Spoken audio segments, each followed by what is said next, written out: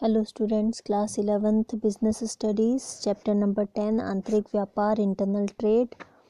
Next जो topic है हमारा, हम टाइप्स ऑफ रिटेल ट्रेड पढ़ रहे थे, जिसमें से हम सेकंड यानी फिक्स्ड रिटेल शॉप का भी second part, large scale fixed shop retailer, वो पढ़ रहे थे। इसमें से एक टॉपिक है हमारा malls.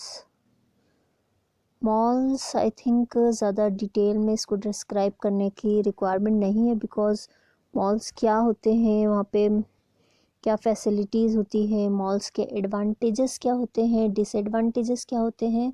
I think in general सभी इस टॉपिक से फेमिलियर हैं, but still we have to study according to our course. So हम देखते हैं मॉल्स का मीनिंग। शॉपिंग मॉल्स का ओरिजिनेशन बहुत ज़्यादा पुराना नहीं है, because of globalization shopping malls का ओरिजिनेशन हुआ है। मॉल्स, ये जो वर्ड है, इसका मीनिंग है एक ऐसा प्लेस, एक ह्यूज प्लेस जहाँ different number of shopping centres जो हैं एक ही प्लेस पर अवेलेबल होते हैं। ठीक है, ऐसा प्लेस जहाँ पे कि जो कंज्यूमर्स हैं they can walk without interference of vehicles and traffics, यानी आप एक ही रूफ के अंडर आपको डिफरेंट टाइप्स की शॉप्स, डिफरेंट वैरायटी की शॉप्स अवेलेबल हो जाती है। आप एक बार इंटर हुए तो आपको कहीं पे भी ट्रैफिक का को फेस नहीं करना पड़ेगा, और ट्रैफिक के इंटरफियरेंस के बगैर आप पूरी बिल्डिंग में घूमकर, पैदल चलते हुए घूमकर और शॉपिंग कर सकते हो। ओके, सो यहाँ डिफरेंट वैरायटी ऑफ थिंग्स जो हैं वो अवेलेबल हो जाती है। मॉल्स को स्टैब्लिश करने के लिए ह्यूज इन्वेस्टमेंट की रिक्वायरमेंट होती है, बिकॉज ये मेट्रोपॉलिटन सिटीज़ में स्टैब्लिश्ड होते हैं और वो भी जनरली सेंट्रली लोकेटेड रहते हैं। ओके, यहाँ बहुत सारी टाइप्स ऑफ फैसिलिटीज़ अवेलेबल होती है कस्टमर्स के लिए, like shopping centres, stores, then amusement parks, cinema halls, refreshment restaurants, ऐसे बहुत सारे फैसिलिटीज़, पार्किंग फैसिलिटी, ये सब अवेलेबल होती हैं। यहाँ एक ही रूफ के under different types of shops available होती हैं, जो कि अपना पर्सनल मैनेजमेंट के थ्रू रन होती है।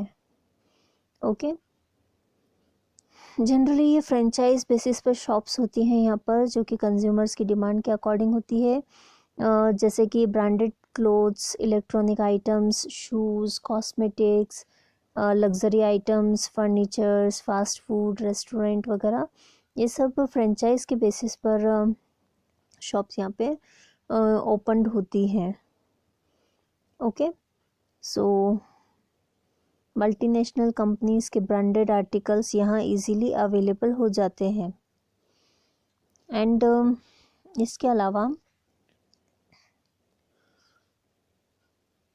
यहाँ पर एंटरटेनमेंट की फैसिलिटीज़ भी अवेलेबल होती है, इलेक्ट्रॉनिक गेम्स, या यूँ कह सकते हैं हम गेमिंग जोन्स। ठीक है, इसके अलावा डिस्को वगैरह और भी बहुत सारी चीज़ें हैं जो यहाँ अवेलेबल होती हैं। इन मॉल्स का एक सेंट्रल मैनेजमेंट सिस्टम होता है, एंड अलग अलग शॉप्स का जो मैनेजमेंट सिस्टम है वो इंडिविजुअल शॉप्स के थ्रू किया जाता है। ओके, डिफरेंट जो ट्रेडर्स हैं या कंपनीज़ हैं, उनके थ्रू मॉल्स में अपने अपने शॉप्स परचेस कर ली जाती है, या रेंट पे ले लिया जाता है और अपने गुड्स को वहाँ इनके थ्रू सेल किया जाता है। ओके, तो ये तो था meaning. Next we will discuss about its advantages. Shopping malls के लाभ या advantages of malls. First point is उच्च किस्म की वस्तुएं, high quality goods. Shopping malls में generally branded goods, reputed company के ब्रांडेड गुड्स अवेलेबल होते हैं। कंज्यूमर्स को यहाँ गुड क्वालिटी प्रोडक्ट्स अवेलेबल हो जाते हैं। ओके, ऐसे गुड्स जो कि आपको लोकल मार्केट में या अदर स्टोर्स वगैरह में अवेलेबल नहीं हो सकते, वैसे भी ब्रांडेड एंड इंटरनेशनल लेवल के प्रोडक्ट्स आपको मॉल में अवेलेबल हो जाते हैं। लो कॉस्ट, कम लागत। यहाँ डिफरेंट फेमस कंपनीज जो हैं उनके थ्रू फ्रेंचाइज के आधार पर गुड्स अवेलेबल करवाए जाते हैं, जिससे कि उन्हें कॉस्ट काफ़ी कम पड़ती है। Okay, next is means of entertainment यानी मनोरंजन के साधन। इन मॉल्स में कंज्यूमर गुड्स के अलावा भी इंटरटेनमेंट के काफ़ी अदर सोर्सेज भी होते हैं। तो जनरली लोग क्या करते हैं, मॉल्स में क्यों जाते हैं कि शॉपिंग की शॉपिंग हो जाती है, प्लस इंटरटेनमेंट के सोर्सेज होने से इंटरटेनमेंट भी हो जाता है, रेस्टोरेंट होने से खाने पीने की भी फैसिलिटी मिल जाती है, पार्किंग फैसिलिटी भी रहती है। तो मीन्स ऑफ इंटरटेनमेंट होने की वजह से शॉपिंग के साथ साथ में इलेक्ट्रॉनिक गेम्स, सिनेमा हॉल्स, इन सब में के थ्रू कंज्यूमर जो हैं शॉपिंग के साथ साथ इंटरटेन भी होते हैं। Next point is high standard facility, उत्कृष्ट सुविधाएं।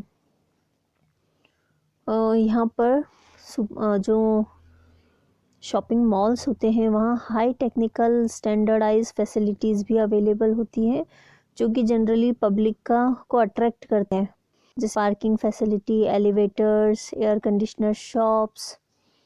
ये सब चीज़ें जो हैं लोगों को अट्रैक्ट करती है, जिससे कि जनरली कई लोग यहाँ विंडो शॉपिंग के लिए भी जाते हैं या इंटरटेनमेंट के लिए कि टाइम पास करना है तो चलो मॉल में घूम लिए। तो घूमना का घूमना हो जाता है, प्लस कोई चीज़ अगर पसंद आती है तो शॉपिंग करने में भी आती है। Okay, economies of large scale, बड़े पैमाने के लाभ। इन शॉपिंग सेंटर्स में बड़ी क्वांटिटी में गुड्स को सीधे प्रोड्यूसर्स के थ्रू मंगवाया जाता है, या जनरली प्रोड्यूसर्स के खुद के ही आउटलेट्स या फ्रेंचाइज होते हैं यहाँ पर। ठीक है, तो ऐसे में ऑपरेटिंग कॉस्ट जो है वो मिनिमम होती है और कम रेट पे जनरली गुड्स यहाँ अवेलेबल हो जाते हैं।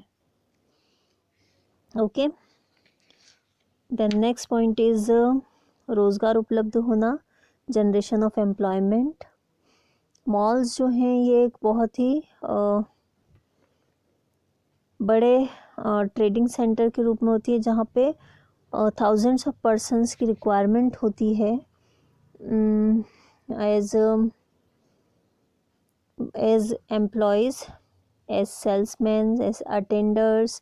सो एक शॉपिंग मॉल के ओपन होने पे काफ़ी सारे लोगों को एम्प्लॉयमेंट का जनरेशन होता है, यानी रोज़गार उपलब्ध होता है। ओके,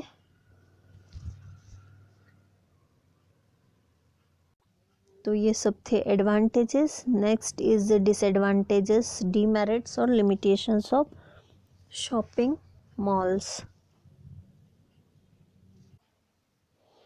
ओके, तो फर्स्ट पॉइंट है दोष या सीमाओं का।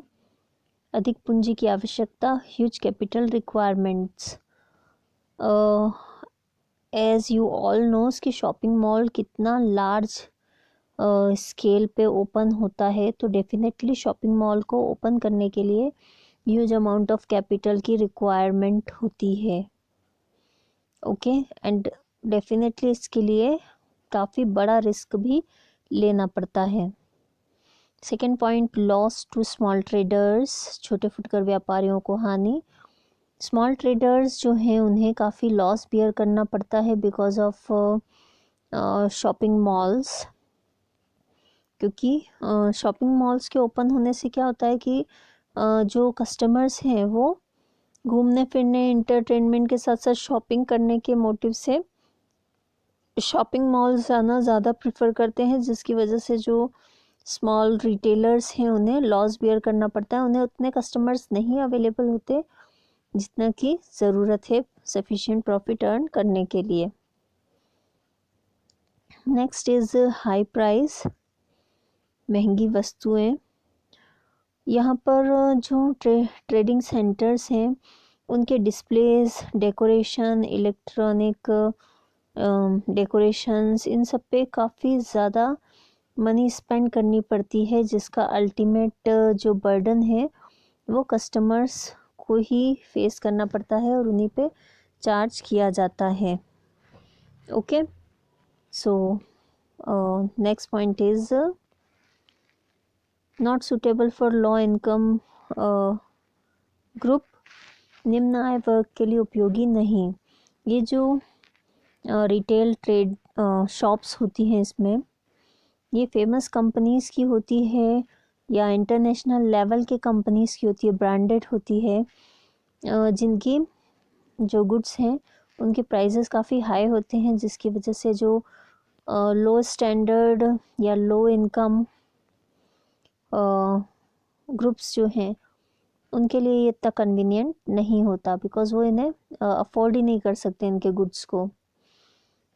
लास्ट पॉइंट इज़ उधार सुविधा का अभाव, no credit facility. Shopping malls में कैश बेसिस पे ट्रांजैक्शंस होते हैं एंड क्रेडिट फैसिलिटी कस्टमर्स के लिए अवेलेबल नहीं होती है, जो कि डेफिनेटली कस्टमर्स के पॉइंट ऑफ व्यू से इतना सही नहीं होता. ओके, तो ये था topic shopping malls. Hope so आपको ये टॉपिक समझ में आया होगा. Thank you.